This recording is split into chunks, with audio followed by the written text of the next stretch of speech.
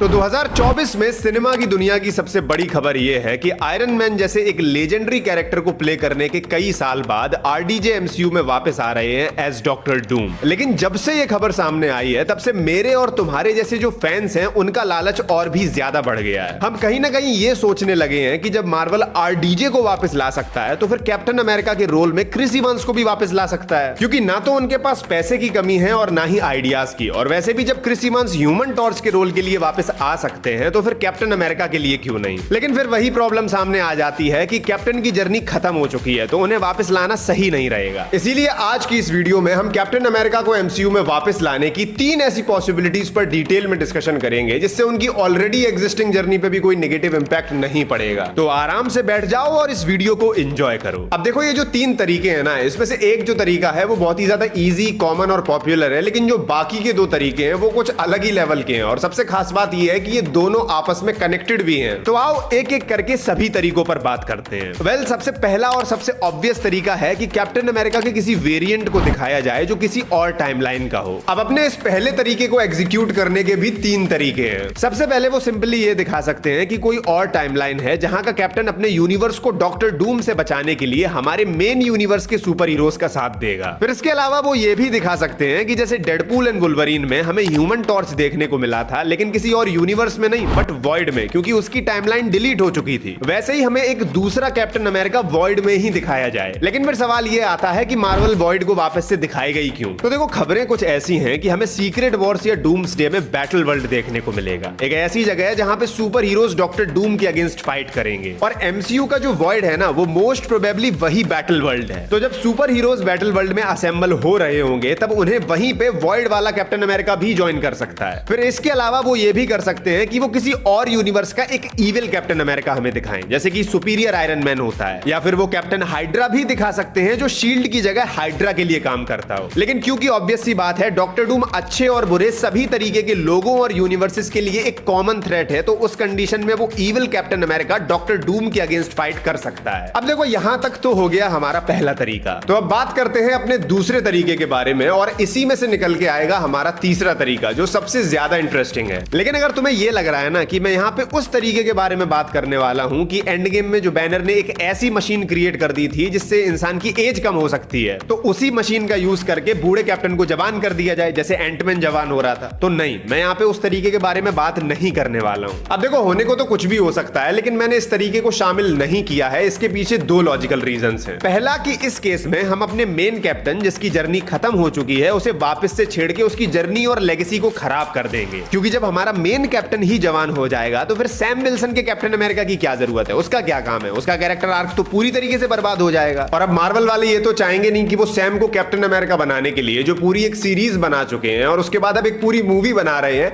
उस पे ओरिजिनल वाला कैप्टन अमेरिका मूत के चला जाए। ऐसा तो वो चाहेंगे नहीं। और दूसरा पॉइंट ये है कि अगर वो चाहे भी ना तो वो ये तरीका नहीं अपना सकते हैं, क्योंकि लिटरली ये एक इम्पॉसिबल चीज है और फैंस के बीच में ये एक मिथ फैला हुआ है कि ऐसा हो सकता है, बट ऐसा नहीं हो सकता है। अब देखो, इस पॉइंट का जो एक्सप्लेनेशन है वो थोड़ा आउट ऑफ टॉपिक है, वो इस टॉपिक से ज्यादा कुछ रिलेट नहीं करता है और वो थोड़ा कॉम्प्लेक्स भी है, इसीलिए मैं उसे एक डेडिकेटेड वीडियो या फिर शॉर्ट्स में एक्सप्लेन कर दूंगा, तुम देख लेना। बट फिलहाल के लिए बात करते हैं अपने दूसरे तरीके पे। तो देखो, हम सब जानते हैं कि अवेंजर्स एंड गेम के लास्ट सीन में कैप्टन सभी स्टोन्स को अपनी जगह वापस रखने के लिए जाता है और फिर लास्ट में उन्हें वापस रख के पास्ट में ही पैगी के साथ रहने लगता है। लेकिन उसकी वो जो स्टोन्स को वापस अपनी जगह पहुंचाने की जर्नी रही होगी वो बहुत ही ज्यादा हार्ड और इंटरेस्टिंग रही होगी। और मार्वल वाले अगर चाहे तो वो एक मूवी के जरिए हमें वो पूरी जर्नी दिखा सकते हैं कि कैसे उसने स्टोन्स को वापस रखा, वो वॉर्मीर पे जब रेड स्कल से मिला तब क्या हुआ, एसगार्ड पे क्या हुआ, जब वो एंशिएंट वन से मिला तब क्या हुआ, उसके अलावा सभी स्टोन्स को उसके ओरिजिनल फॉर्म में उसने कैसे पहुंचाया, क्योंकि एंड गेम में तो सभी स्टोन्स पत्थर के फॉर्मेट में थे, लेकिन उसके पहले तो कोई लिक्विड था, कोई ऑर्ब में था या फिर कोई सेप्टर में था,